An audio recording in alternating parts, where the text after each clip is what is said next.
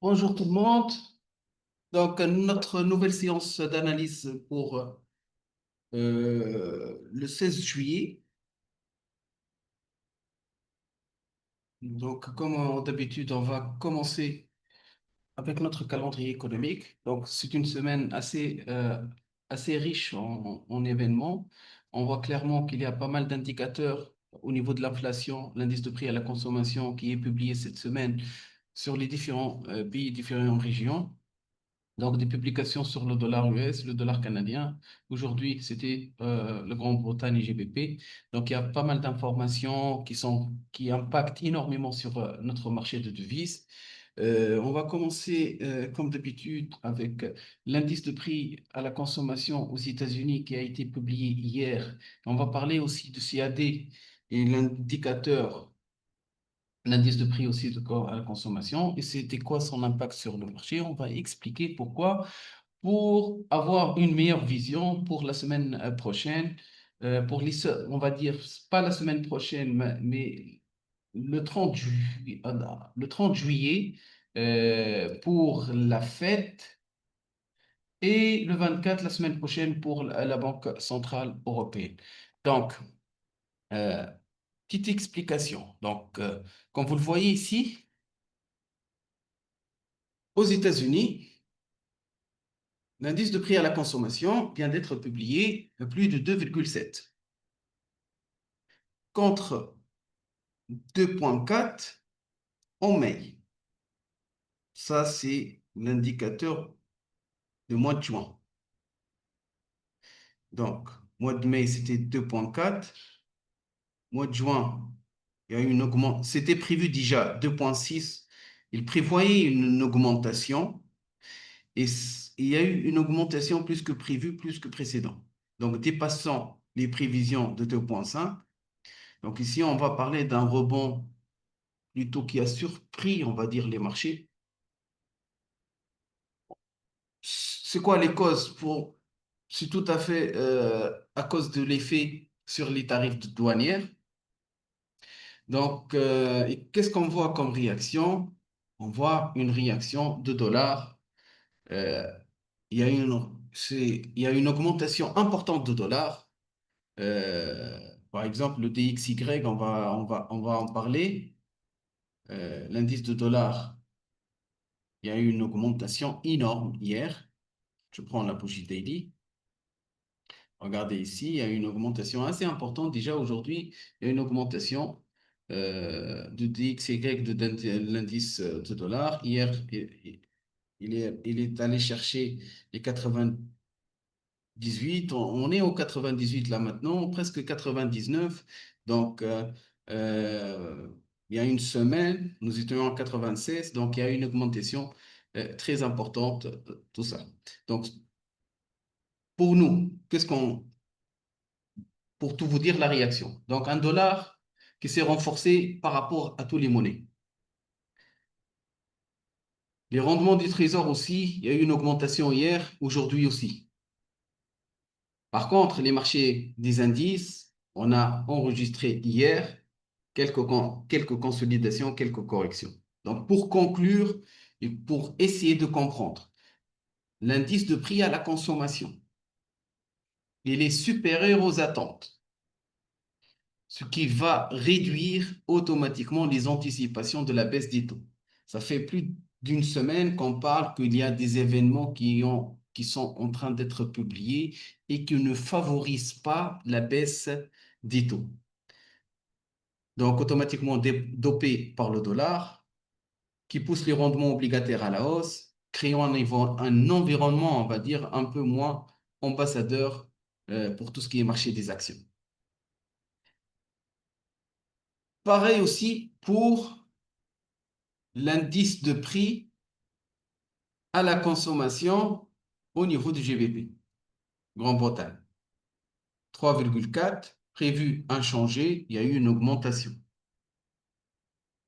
L'inflation britannique pour le mois de juin ressort à 3,6, plus que prévu. Un niveau très haut enregistré, si on va le comparer ici avec les stats, le niveau le plus élevé C'était en 2024 ici, à peu près. Donc, on a vu aujourd'hui une appréciation de GBP à court terme. Je dis bien à court terme. Attends, le GBP. Voilà. Suite à la publication, il y a eu une appréciation de GBP, il y a eu une montée de GBP rapidement. Après, il a repris parce que le dollar, à un certain moment, ces 2 derniers jours, il est assez fort. Donc, ça, c'est pour la réaction de l'indice de prix à la consommation. Pour le Canada, pareil. L'inflation, bon, on va dire qu'il n'y a pas une dépréciation, mais plutôt, c'est 1,9, 1,9. Hier. Voilà. Donc, l'indice de prix à la consommation annuel, 1,7, prévu 1,9. Finalement, il est sorti à 1,9. Donc, il y a une hausse par rapport à 1,7 au mois de mai. Et conforme aux attentes pour les analystes. Pour le mensuel, il y a une augmentation de 0,1%. Donc, pour notre part, on va dire qu'il y a une stabilité au niveau de l'inflation. Ce qui est sûr, il ne va pas y avoir une baisse des taux pour la prochaine réunion de la Banque du Canada. Pareil aussi, il n'y aura pas de baisse pour la Banque centrale européenne et pour la Fed aussi. Donc ça, on est sûr. S'il y aura des baisses, il faut attendre des résultats mieux que ça. Mais s'il y aura des résultats, ça va être pour le mois de septembre, pas actuellement. Donc ça, c'est pour le calendrier. Ça, c'est les indicateurs les plus importants de la semaine. Pour demain, jeudi, il ne faut pas oublier les inscriptions hebdomadaires au chômage, indicateur important. Pour le vendredi, il n'y a pas grand-chose. La semaine prochaine aussi, c'est assez calme. Il n'y aura pas d'informations qui sont très importantes où il y aura un impact ou quelque chose comme ça. Donc, on peut trader tranquillement. On a dépassé les événements en attendant mercredi prochain pour les interventions des banques centrales. Sinon, pour le reste, c'est assez calme, les marchés. Donc ça, c'est pour le côté fondamental. Donc, on va reprendre, on va essayer de voir les analyses. J'essaie toujours de faire un petit feedback au niveau des analyses qu'on a fait. Donc, on a eu pas mal d'opportunités la semaine dernière. Il y en a qui ont marché, il y en a malheureusement qui ont touché nos stops. Bon, ça fait partie du jeu. Donc, on commence avec la première, le BTC, le Bitcoin. Donc, l'analyse qu'on a fait la semaine dernière, nous étions sur un intervalle de temps des journées. On a identifié cette impulsion, la formation d'un drapeau formé par deux lignes qui forment un petit rectangle à la baisse. On a remarqué au mercredi dernier qu'il y a eu une cassure de cette ligne-là à la hausse, ce qui nous confirme la formation d'un drapeau. Parce que tant qu'il n'a pas franchi à la hausse, on ne peut pas valider ce drapeau-là. Et bien, avec cette cassure, il y a eu une validation. Donc, c'était prévu pour nous de prendre une décision d'achat. Nous étions à des niveaux historiques. Donc, je n'ai pas de niveau sur lesquels je peux me fixer, sauf celui-là. Ça, c'est le niveau le plus haut historiquement où le BTC a monté. Donc, on a utilisé les extensions de Fibo. Ce sont des extensions. Le Fibo, on prend de 0 à 1, et ça, c'est 1,27%, 1,41% et 1,61%. Ça, ce sont les extensions de Fibo. C'était pour nous, on devait les placer pour mieux nous orienter côté mathématique.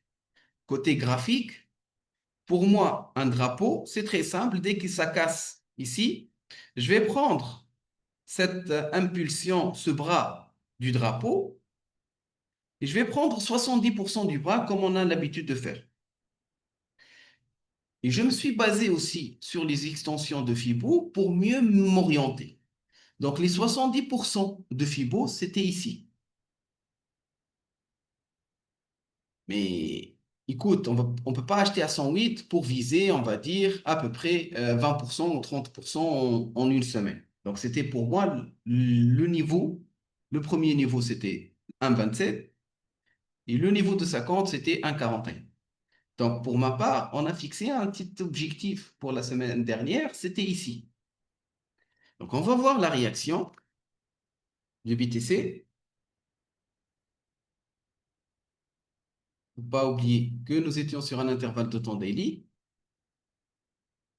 C'est ça notre impulsion, ça c'est le bras, ça c'est le petit drapeau, ça c'est la cassure, ça c'est le pullback qui confirme la cassure de cette ligne de résistance. Donc pour nous, c'était une très belle opportunité à l'achat ici. On allait viser quoi? On allait viser cette zone en premier lieu, celle-là, et on peut aller chercher ce niveau-là. Donc personnellement, je suis sorti, j'ai bien profité. Ça, c'est une zone de résistance assez importante. Ce n'est pas encore confirmé, cette résistance. Pourquoi? Parce que tant que, écoute, une résistance, c'est que le marché, il doit la tester au moins 2 fois. Ça, c'est une résistance. Il l'a testé une première fois. J'aurais bien aimé attendre une confirmation pour dire que ça, c'est une résistance. Elle respecte le niveau d'extension de Fibo. Il n'y a aucun signal de retournement de la tendance, sauf celui du lundi. Lundi, il y a eu la formation. Attends, je vais zoomer pour vous montrer. Ça, on appelle ça une étoile filante. Une bougie verte assez importante qui a débuté à la hausse et au final, elle a tout avalé. Donc, elle a clôturé au final comme ça. Donc, une bougie comme ça, au plus haut d'une tendance, ça nous indique quoi? Qu'il va y avoir un retournement de la tendance. Je ne vais pas chercher toute la baisse, mais si vous tradez les chandeliers, si vous tradez les bougies, lorsque vous tradez une bougie, vous tradez la bougie d'après. Et bien, la bougie d'après, elle a baissé au final. Il ne faut pas chercher plus que ça. On peut aller sur ce niveau pour attendre un petit rebond, etc. Personnellement, je suis plus orienté à la vente si ça m'indique quelques signaux. Je ne peux pas vendre pour le moment tant que nous sommes à un niveau assez haut. Il n'y a aucune information ici d'un retournement de la tendance. Ça, ce n'est pas un signal, c'est pour jouer le court terme. Et ça l'a fait. Le marché, finalement, il a baissé un petit peu. Donc, on le prend en considération. Donc, ça, c'est pour l'analyse de BTC. Après, on va développer des nouvelles analyses pour la semaine. L'euro-dollar, la semaine dernière, l'euro-dollar, on a cherché l'euro à la vente. L'euro-dollar, on l'a identifié sur les 2 dernières semaines. La semaine dernière et la semaine d'avant aussi, nous étions vendeurs sur le dollar. On a identifié Elliott Waves, les vagues d'Elliott. Le A, le B, nous étions ici, on a visé et on a cherché ce niveau. Et après, la semaine dernière, on a identifié un triangle. Et ce triangle, pour nous, c'était une figure de continuation de la baisse si le marché il va casser, si le marché il casse, il franchit à la baisse. Et on va voir la réaction ici, l'euro-dollar sur un intervalle de temps H1. On va aller sur l'euro-dollar sur un intervalle de temps H1. Voilà. Voici notre analyse. Nous étions là. C'est très important ici. Lorsqu'on a fait l'analyse, parce qu'il y en a qui ont pris une décision ici. Lorsqu'on a pris l'analyse, j'ai fait exprès de ne la pas changer. En traçant cette zone, et c'est très important, regardez, il n'y a pas encore eu de cassure. La cassure, ça n'a pas encore franchi à la baisse. Tout le temps, je vous mets une ligne ici. Je vous dis, écoute, on attend que le marché, il franchit, qu'il valide cette figure avant de prendre une décision. Et bah, il faut attendre la validation. C'est très important, il faut attendre cette validation. Pourquoi? Parce qu'ici, le marché, il a remonté. Il a remonté. Il ne l'a pas invalidé, cette figure, mais ça a pris du temps. Il a fait un autre sommet. Et après, au final, c'est ici qu'il a franchi au final. Donc, il faut toujours attendre une validation de la figure parce que quelqu'un qui va prendre directement un ordre de vente, on est encore sur cette figure, directement, il va toucher son stop. Il fallait attendre figure. C'est pour cette raison que des fois, je vous demande de toujours mettre des ordres différés, un sell stop, un buy stop. Si vous n'avez pas le temps, placez vos ordres, mettez vos stops, programmez vos ordres et c'est bon. Le marché, finalement, il est descendu. Bon, c'est vrai que il a pris un petit peu de temps, à peu près 2 jours pour chercher votre niveau. Et au final, hier, il a touché le TP et il a même continué sa baisse tout simplement. Donc ça, c'était notre analyse sur l'euro. Euh, Ça, c'est notre analyse. Bon, le gold. L'analyse sur le gold, elle a touché notre stop. L'analyse sur le gold, la semaine dernière, on a identifié un petit triangle ici. On a identifié un triangle. Les sommets, ils sont au même niveau. Les creux, ils sont de plus en plus hauts. Le marché, il a franchi à la baisse. Le marché, il a fait un petit pullback. Donc, pour moi, c'était une très belle opportunité ici de travailler la vente et chercher ce niveau comme objectif. Je n'ai pas voulu mettre un stop assez important parce que finalement, le meilleur stop, ça va être ici. En cas où il franchit cette zone, ça va invalider toute opportunité de vente. Mais trader le gold, mettre un stop ici, c'est subir 500, 600 points de perte. Donc, c'est trop risqué. Il faut toujours mettre un stop serré sur le gold ou bien il faut toujours réduire les lots au maximum. Donc, j'ai mis un stop assez près en respectant mon ratio de rendement. Malheureusement, le gold, ici sur un intervalle de temps D, regardez ici, là voilà, c'était ça notre analyse. C'était ça, nous étions sur cette bougie-là pour aller chercher la baisse. C'est vrai que suite à cette publication, suite à cette bougie, le marché il a commencé à baisser, mais au final, il n'est pas allé chercher cette zone et il est allé chercher notre stop. Et cette position a touché notre stop et ça arrive, ça fait partie. Donc ça, c'est pour le gold. Euh, le pétrole, bon, oui. Bon, suite aux événements, nous étions acheteurs sur le pétrole. Nous étions acheteurs sur le pétrole. Il a franchi cette zone. Il est allé chercher cette zone, le niveau d'après le 38. Fallait pour nous attendre que ça remonte encore plus pour chercher le Golden Zone, cette zone en premier lieu, et après remonter jusqu'à ce niveau. Malheureusement,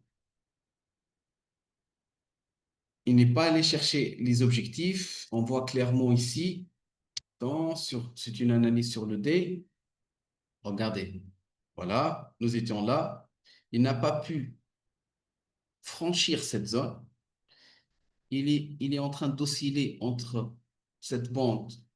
Je suis sur un intervalle de temps D. Ça fait quelques jours qu'on est dans ce milieu. Aujourd'hui, il a franchi à la baisse. Aujourd'hui, il a franchi à la baisse.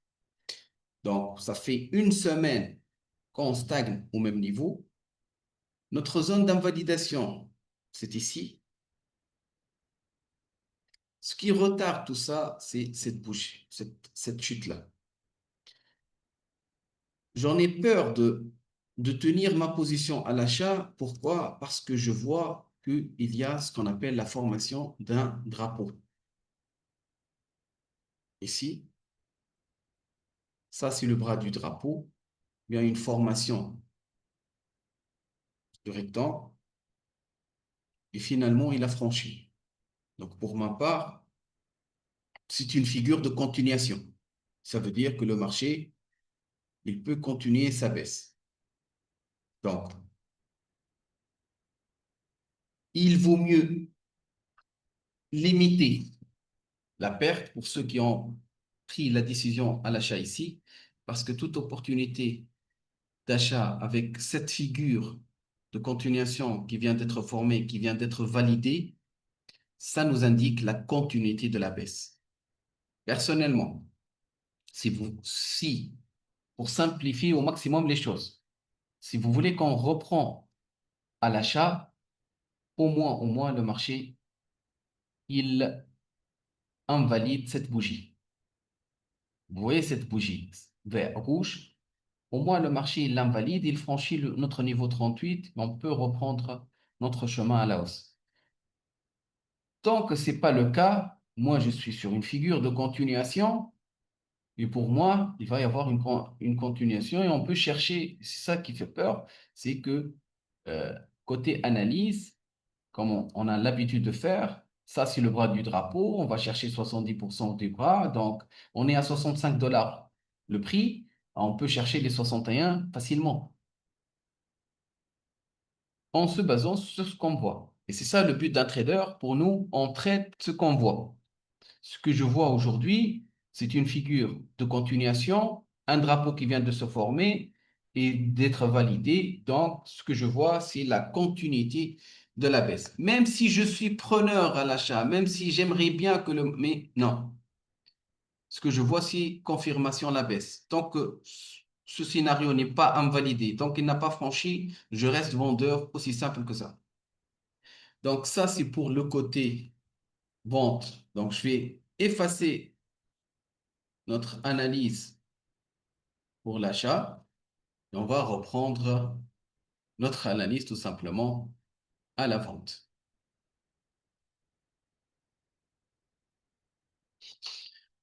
Donc ça, c'est pour le pétrole. Euh, bon, GBP, dollar américain. Le GBP par rapport au dollar. L'analyse qu'on a fait, attends, c'était sur un intervalle de temps H1. Une heure, une heure, une heure, une heure, une heure. Là, voilà. Un intervalle de temps, une heure. Et voilà. Bon, c'est pareil. Regardez, la semaine dernière, nous étions à cette zone-là. On a identifié ce bras du drapeau. On a identifié un drapeau. Le marché, il a franchi ce drapeau. On a pris ce niveau et on a visé cette zone. C'est la même formation qu'on vient de parler sur le pétrole. Donc, une figure de continuation, un drapeau. Regardez, le marché, finalement, ça répond. Donc, c'est pour cette raison qu'on doit faire attention. Il a cassé, il a franchi, il a confirmé le drapeau. Effectivement, le marché, il a baissé, comme vous le voyez ici, il est descendu. Il a même cherché des niveaux, il a même cherché des niveaux plus bas que ça. Mais il fallait respecter notre niveau, pas plus. Donc ça, c'est pour le GBP. Je pense qu'on a terminé les analyses de la semaine. Euh, encore. Ça, c'est quoi? Ça, c'est le livre sterling yen japonais. Le livre sterling yen japonais. Le livre sterling yen japonais sur un intervalle de temps H1. Je pense que ça, je l'ai effacé, l'analyse. Ah non, non, la voilà. Voilà, l'analyse, oui, oui. Le livre sterling par rapport au yen japonais. Donc ça, c'est l'analyse qu'on a fait la semaine dernière. Regardez, c'est celle-là. Il y a eu une cassure ici. On allait chercher une vente. J'en ai mis un TP par rapport à notre golden zone. Il ne faut pas négliger quoi?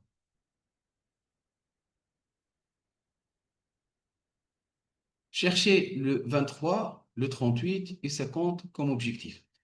On va voir clairement que le marché, à la cassure ici, il est allé chercher notre niveau 23, il est allé chercher notre 38. Malheureusement, il n'est pas encore cherché. Il n'a pas encore cherché notre niveau, il est répondu, repris à la hausse. Bon, ça, j'en ai connais dans le groupe qui tient encore cette position. Et le GBP, JPY, à un certain moment, on regarde, depuis la semaine dernière, il est en train de stagner à cette zone. Fallait sortir. Fallait ici sortir de cette position tout simplement. Attends, je ne sais pas, les indices. Ouf, regardez, il y a des fondamentaux ou quelque chose que...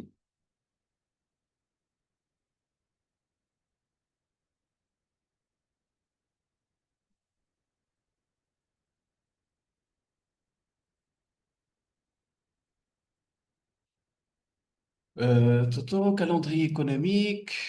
Regarde, il y a une réaction là maintenant en publication. On va voir en direct la réaction de marché.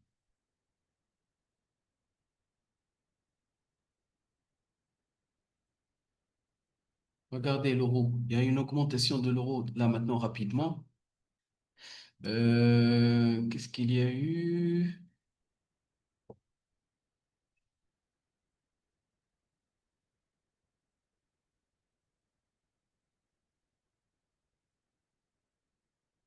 Ah, oui, oui, la publication. Non, pas grand. Écoute, il y a eu une réaction là maintenant. Bon, c'est pas en se basant sur ce calendrier économique, mais on voit ici, regardez le GBP dollar là maintenant, il vient d'augmenter à peu près 30 pips. Le gold, on va voir la réaction de. Regardez le gold aussi. Hop, une réaction sur 5 minutes. J'ai réduit les intervalles de temps sur 5 minutes. Le gold, il était à 3320 à peu près. Il y a 140 points de montée énorme. Donc,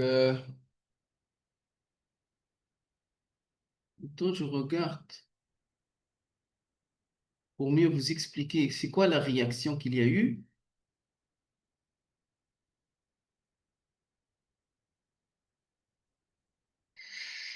Non, non, il y a rien, il y a rien, il y a rien. Côté calendrier économique, il n'y a rien. Peut-être il y a des news qui viennent d'être publiées ou quelque chose comme ça.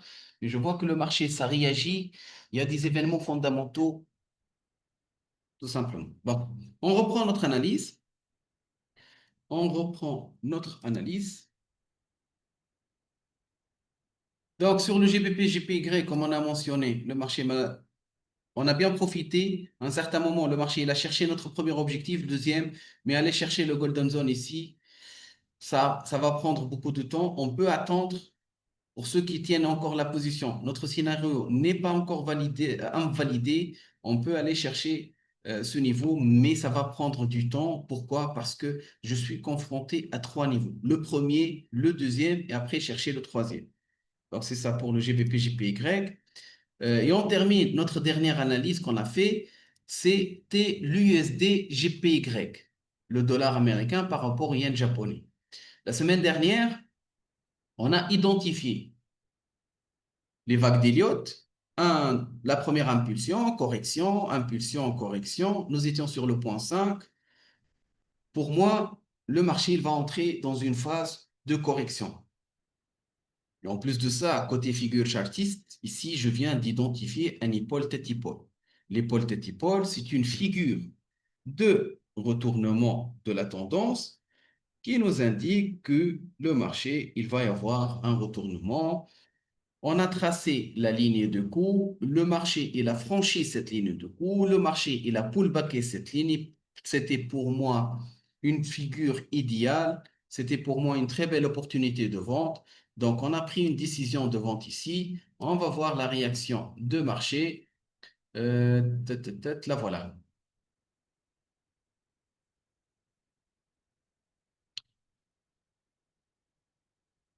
Voilà. Ça, c'est notre épaule tête-épaule. Ça, c'est la cassure. Ça, c'est le pullback. Je vous montre les figures. Après, il a repris à la hausse. Moi, ça ne me dérange pas. Moi, ce que j'ai identifié, c'est l'épaule tête épaule. À un certain moment ici, j'ai pris une décision de vente. J'ai cherché mon objectif. Mon objectif a été touché. J'ai pris cette hauteur. J'en ai mis un TP ici. Il m'a fait, j'ai demandé 70%. Il est allé chercher plus que les 100%. Après, il a repris à la hausse. C'est autre chose. Pour moi, c'était ça mon objectif. Et finalement, mon objectif a été touché. Donc, ça, c'est pour l'USD-GPY. Donc, pour faire un petit analyse, donc on a repris beaucoup de positions sur les parités de Forex. Malheureusement, le gold qui n'a pas réussi, là, on a perdu une position sur le gold. Et pour ceux qui n'ont pas attendu la confirmation de l'euro-dollar, malheureusement, ça a touché leur stop aussi. Donc, on va faire des nouvelles analyses pour la semaine. Donc, si vous avez besoin de mon aide, vous pouvez me partager vos analyses sur le Discord, pas sur ici parce que vous gardez les analyses, mais si vous y en a des questions ou quelque chose comme ça. Bon, j'en ai eu une question de la part de Madame Marielle, c'est que c'est quoi le meilleur horaire pour prendre des positions? Ce qu'il faut retenir, c'est que nous, on traite le Forex. Le marché de devises, c'est un marché qui est ouvert 5 jours sur 7. Donc, vous pouvez trader à tout moment. Il y a des périodes où c'est moins liquide, c'est vrai, mais ce que je peux vous expliquer, il y a ici, attends, je me rappelle, euh, attends, pips,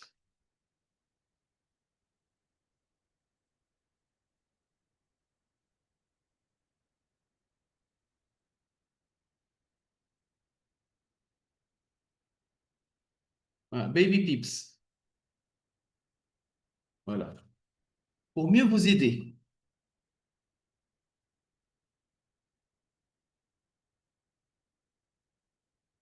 Pour mieux vous aider. Ça, c'est les heures sur le Forex.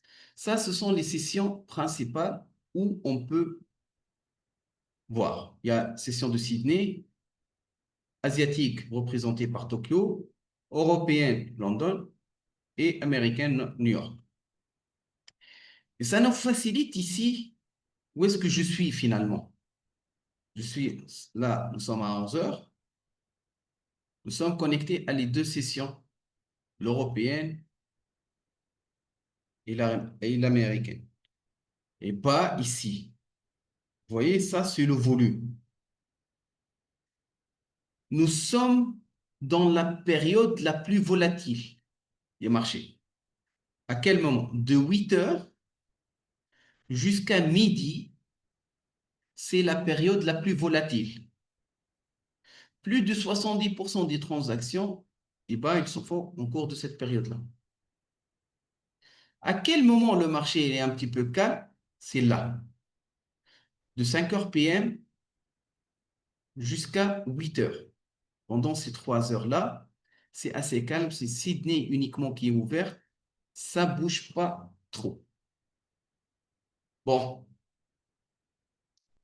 pour les participants en Europe, je vais mettre le faisceau de Paris. Voilà. Les ouvertures des marchés,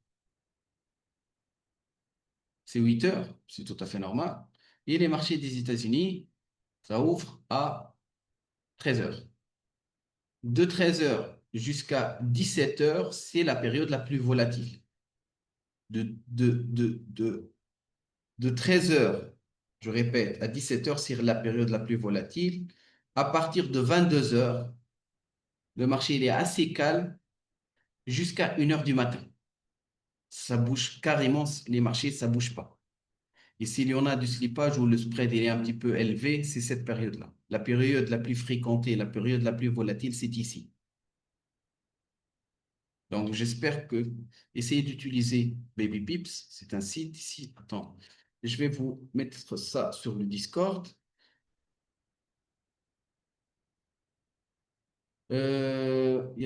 Attends, j'en ai une question. Est-ce qu'il y a-t-il un T4, un T5 et TradingView pour trader le Forex?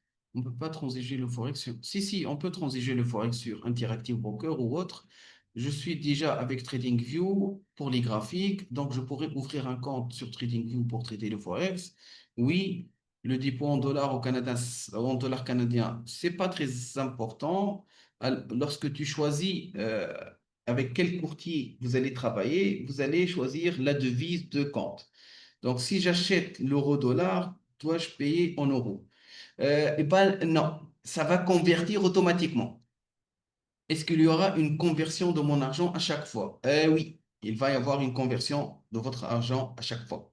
Parce que si vous tradez la parité euro-dollar, eh ben, c'est ça le marché de devises. Mais ne vous inquiétez pas, c'est actualisé. Le spread, elle est assez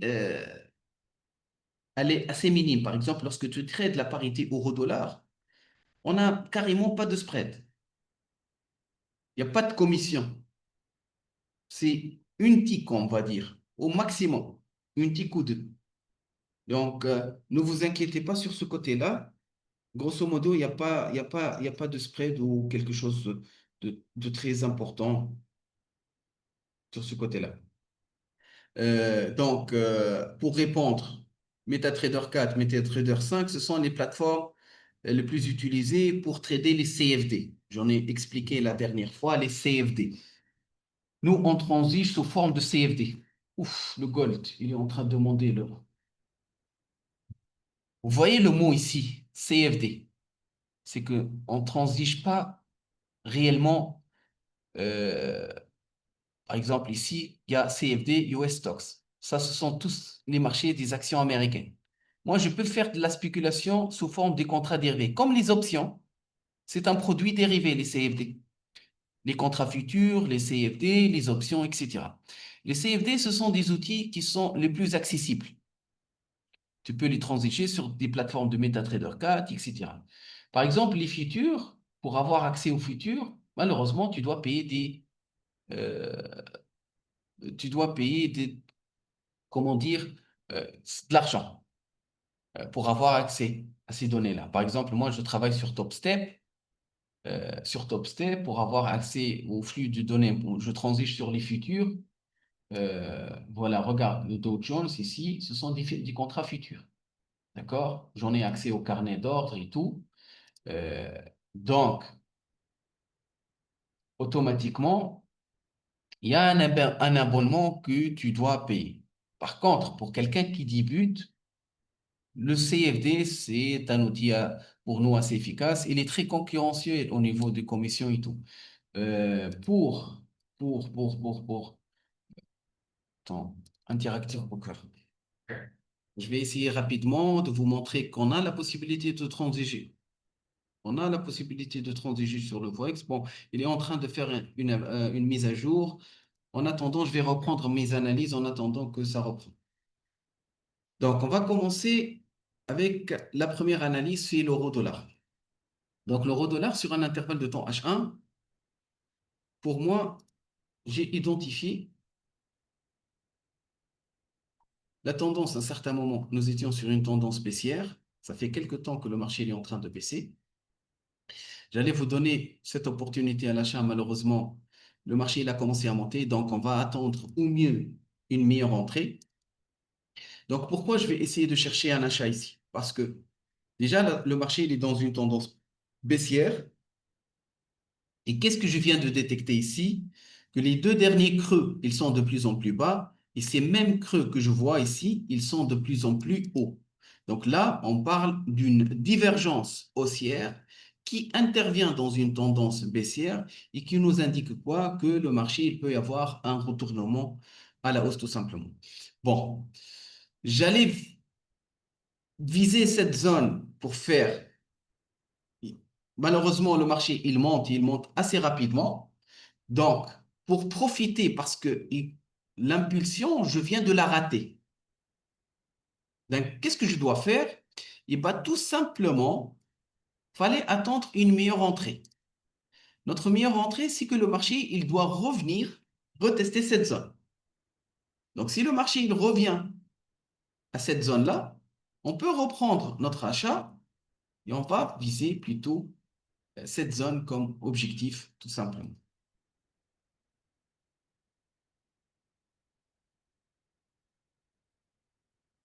Donc, on peut chercher cette zone comme objectif. Donc, ça, c'est l'achat qu'on peut avoir avec une zone et un stop qui respecte, bien sûr, comme d'habitude, notre, notre objectif. Donc, ça, c'est pour la parité euro-dollar.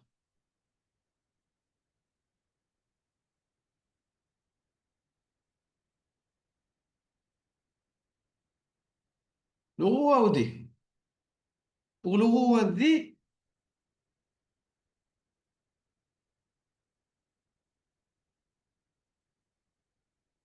bon, avant de commencer sur la parité euro-AOD, par exemple, vous avez Interactive Broker, rapidement pour répondre à une question. C'est très simple. Regarde, si vous voulez avoir plusieurs fenêtres, une fenêtre pour les actions, une fenêtre pour les options, vous avez la possibilité ici de choisir des modèles, on appelle ça des templates, ce que vous voulez. Donc, vous avez ce petit plus en bas. Vous cliquez ici rapidement. Vous allez sur Parcourir. Pas besoin de créer une page personnalisée. Il y en a des modèles prédéfinis. Donc, vous allez ici Parcourir et vous allez chercher Forex. Voilà, regarde, ici, c'est écrit FX Trading. Je vais ajouter cette mise en page et j'en ai accès à tous les. Ah, je suis en compte. J'ai pas accès à ça en compte.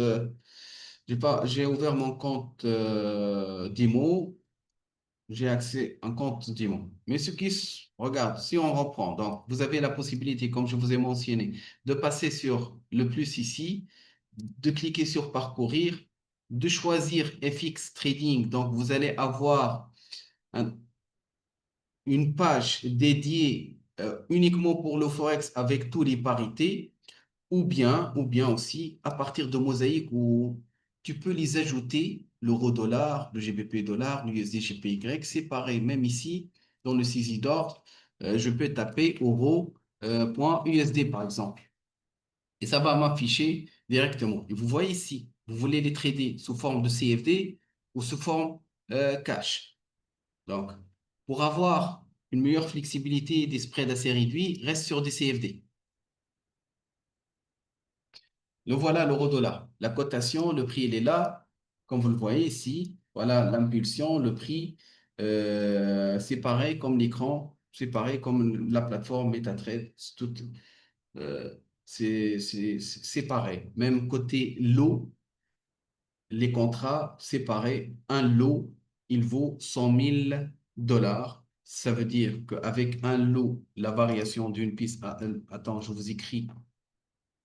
Donc, vous vous rappelez, pour trader le Forex, il me faut un lot. La valeur d'un lot est de 100 000 unités. Par exemple, je veux trader l'euro avec un contrat, je vais acheter 100 000 euros. Deux contrats, c'est 200 000 euros. La variation d'une pipe sur le Forex, il est de 10 dollars avec un lot. Donc, je vous conseille de trader selon votre capital, de trader avec, par exemple, 0,1 lot. Donc, 0,1 lot, ça veut dire quoi? Ça veut dire que votre pipe, elle vaut 1 dollar.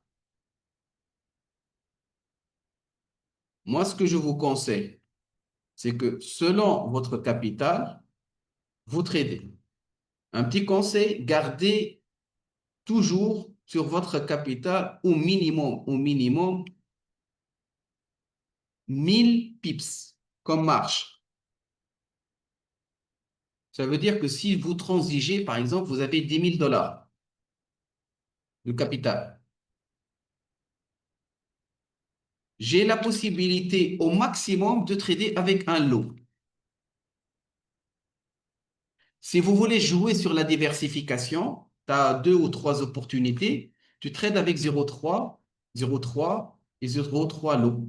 Comme ça, la variation d'une pipe, elle vaut 3 dollars par position. Mais il ne faut pas ouvrir, par exemple, je vous dis, écoute, trader avec un lot et tu ouvres 4 ou 5 positions avec un contrat. Tu as la possibilité de les ouvrir. Pourquoi? Parce que vous avez aussi la possibilité d'utiliser un effet de levier. Mais je vous conseille vivement de rester sur un compte de 10 000, de trader avec 0,3 lots. Et vous faites le compte après. 10 000 dollars, 0,3 lots. 1 000 dollars, 0,03 lots. 100 000 dollars, c'est 3 lots par position. Donc, j'espère que j'ai répondu à votre question. Donc, on va reprendre notre analyse. Donc, l'euro-dollar, ça monte. Écoute, je ne sais pas qu'est-ce qui arrive actuellement. Je n'ai pas cette possibilité, mais on voit clairement que l'euro, il ne fait que monter. L'euro-dollar, regardez, il monte, il monte. On l'a raté, c'est bon. Regardez ici le TP.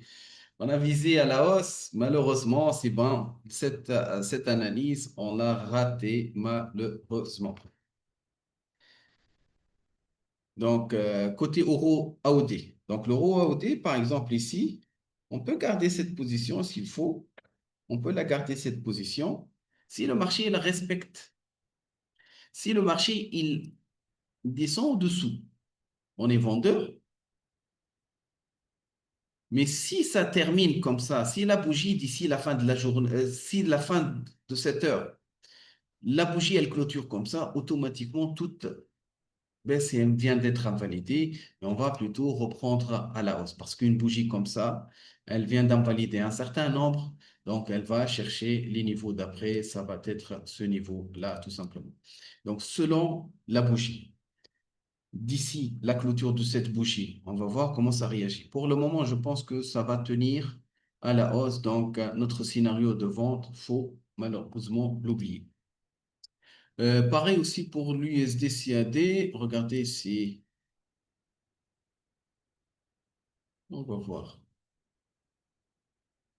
Bon, il faut attendre que le marché se calme un petit peu avant de prendre des décisions.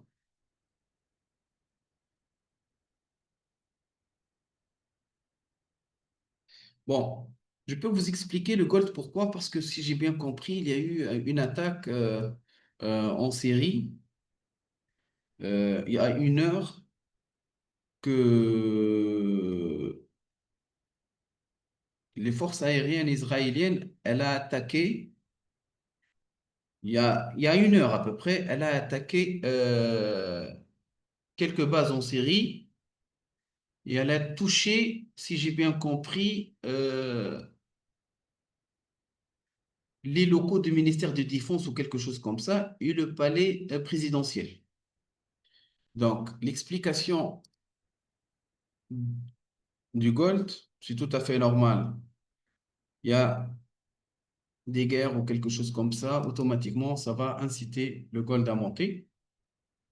Par contre, pour l'euro-dollar, ça n'a pas l'habitude de monter aussi rapidement que ça, mais ce sont des tensions, comme on a dit, ce sont des tensions géopolitiques qui ont impact. C'est la seule explication que je peux vous donner actuellement. Je suis pas, comme je vous dis, 1 heure avant, il y a eu cet impact. Je suis en train de regarder un petit peu les news. Donc, je pense, j'explique cette réaction, c'est dû à ça. Mais ça fait 1 heure, c'était là. C'est là qu'il vient d'avoir la réaction. Attends, je peux vous montrer. Ça ne fait que monter. Voilà.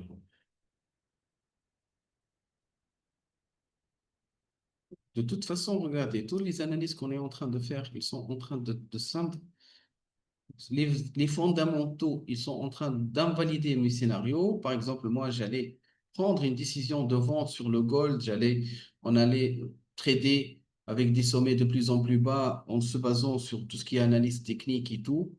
Et regardez, un événement comme ça vient d'invalider tout. J'ai préparé mes zones de support, mes zones de résistance. Bon, c'est bien fait de ne pas le prendre. On a profité parce que si on l'a gardé, la position, ça va être perdante.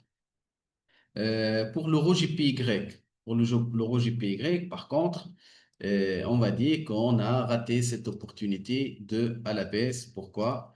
Parce que l'euro GPY, pour moi, nous étions à un certain moment dans une tendance haussière. Regardez, ça fait quelque temps que l'euro par rapport au yen japonais, il est en train de monter. Et finalement, ces deux derniers sommets, qu'est-ce que je détecte? Je détecte ici qu'il y a la formation de ce qu'on appelle une divergence.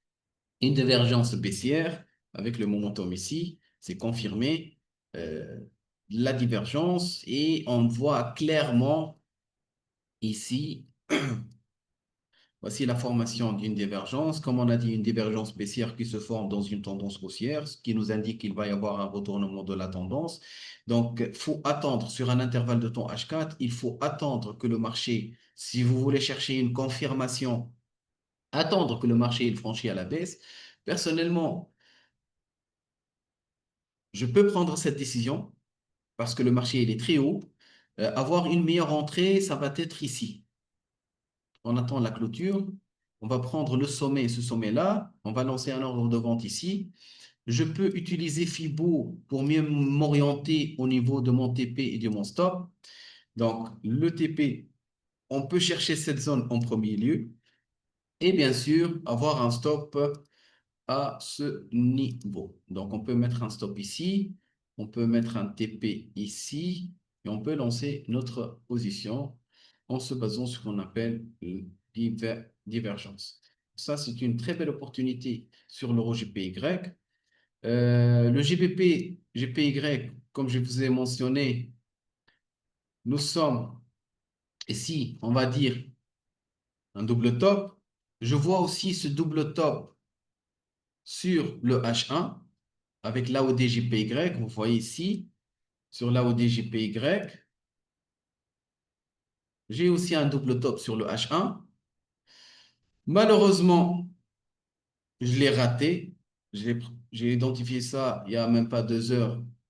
Il y a eu la cassure. Donc, qu'est-ce qu'on va faire? Ne vous inquiétez pas, on regarde. Pourquoi? Parce qu'elle vient de confirmer mon analyse. Donc, moi, j'aimerais bien profiter de cette baisse.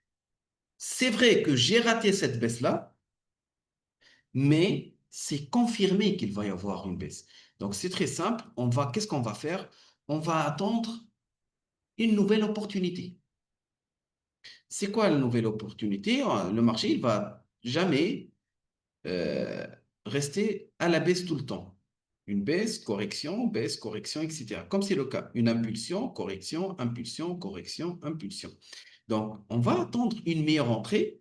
Donc, graphiquement, j'aimerais bien attendre que le marché il revient à tester cette zone et un petit pullback avec, et après il va baisser. Je vais voir est-ce que ce niveau, mathématiquement, c'est confirmé ou pas. Je vais prendre en considération cette impulsion. Je prends le point le plus haut, je le relie avec le point le plus bas. Et bien, cette zone, et bien, effectivement, c'est une zone de support que le marché, à un certain moment, il l'a respecté avec le niveau 23 de Fibo. Donc, j'aimerais bien attendre pour une meilleure entrée. J'aimerais bien attendre que le marché il revienne tester cette zone et après chercher cette zone, etc. Et comme d'habitude, aller jusqu'à ici. Donc, pour le moment, j'en ai une très belle opportunité. Il vaut mieux attendre une meilleure entrée ici. Je vais mettre le TP à cette zone, mais il ne faut pas négliger les niveaux 38 et 50. Ça veut dire quoi? Si vous prenez une décision de vente ici, on va mettre un TP à cette zone, mais il faut prendre en considération ces deux niveaux. Si le marché il arrive à ces niveaux, en les respectant, OK, il n'y a pas de problème. Mais si vous voyez un certain essoufflement, que le marché n'arrive pas à franchir cette zone, il vaut mieux attendre ou fermer les positions. Vous dites, écoute, j'aimerais bien fermer la position et profiter d'autres opportunités. C'est comme vous le voulez. Vous voulez faire du swing, garder une position sur une semaine, mettez un TP ici, il faut la laisser. Donc ça, c'est notre opportunité à la vente. J'aimerais bien attendre une meilleure entrée dans ce niveau-là, un stop un petit peu serré ici, et on va viser un TP à cette zone-là. Et comme on a dit, il ne faut pas oublier de vérifier ces deux niveaux. Donc ça, c'est pour l'AOD et GPY. Pour le GBP AOD, bon, le GBP AOD, sur un intervalle de temps H1, on a identifié ce qu'on appelle de l'accumulation. Des fois, on voit clairement que le marché, il stagne, il entre dans une phase de range. Donc, dans cette méthode, j'ai utilisé, je ne sais pas si vous avez entendu parler, il y a des phases d'accumulation, des phases de distribution, etc. Donc, selon Wyckoff, par exemple, ici, après cette accélération de mouvement à la baisse, le marché il est entré, il est dans une phase d'oscillation horizontale. Ce qui m'a créé ici une fourchette où le marché il oscille. Donc, cette fourchette, euh, j'essaie toujours d'attendre une fausse cassure.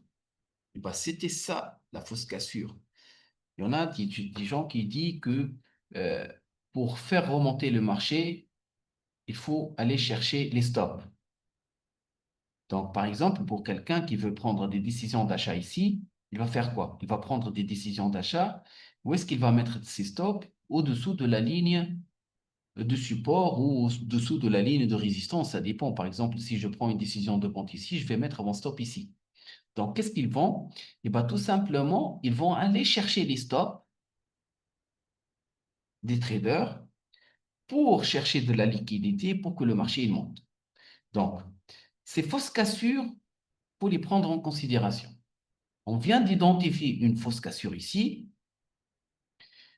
un mouvement assez important, une correction ici, soit on va chercher un achat à partir d'ici, ce n'est pas le cas, c'est pas notre cas au cours maintenant, mais par contre ici, le marché, il vient de sortir de cette zone chère.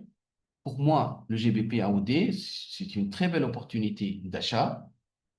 Je peux prendre un ordre d'achat ici. Où est-ce que je vais mettre mon stop si je prends un achat ici? Le stop, je le mets au-dessous de cette fourchette. Et pour le TP, je peux aller chercher cette zone en ayant profité d'un ratio à peu près de 2. Ce qui me permet d'avoir un ratio assez profitable. Donc, je peux lancer, même actuellement, je peux profiter de cette hausse-là et un stop en dehors pour limiter, comme on a dit, la casse. Ça, c'est une très belle opportunité à l'achat. Voilà donc pour les analyses qu'on a vues. Je vais éviter de donner des signaux sur le gold parce qu'il est assez mouvementé actuellement. Euh, par contre, on va voir. Par contre, il a repris à la hausse. Bon, c'est pareil. Le pétrole n'a pas trop bougé. Regarde, le marché. Bon, bon, si, il a monté un petit peu sur 5 minutes. Sur 5 minutes. Non, non, non, c'est pas comme le gold. Voilà. C'est pas comme le gold. Voilà. Donc, grosso modo, voilà les opportunités. Il ne faut pas toucher. Regarde, moi, personnellement, des impulsions comme ça à 300 points, 400 points, c'est assez volatile. Je ne suis pas là pour prendre de risques sur mon capital. Donc, j'aimerais bien profiter lorsque le marché il est assez calme. Parce que c'est vrai qu'on peut faire beaucoup d'argent ici, mais si je prends la mauvaise décision ou si des bougies comme ça peut faire beaucoup de mal avec quelqu'un qui n'accepte pas la perte facilement, qui ne veut pas mettre de stop. Des impulsions ou des chutes comme ça peut faire beaucoup de dégâts. Donc, personnellement, des impulsions avec 200, 300 pips, avec des fondamentaux, je les évite énormément et c'est ce que j'essaie de vous conseiller. Lorsque vous voyez que les marchés, ils sont assez volatiles, évitez-les. Il faut les éviter. On fait de l'argent lorsque le marché il est calme. Le marché il est assez volatile dans des journées ordinaires. Donc comme ça, éviter ce marché, tout simplement, le conseil que je vous donne. Donc, merci encore pour votre présence avec nous pour cette séance d'aujourd'hui et à la semaine prochaine. Bye bye.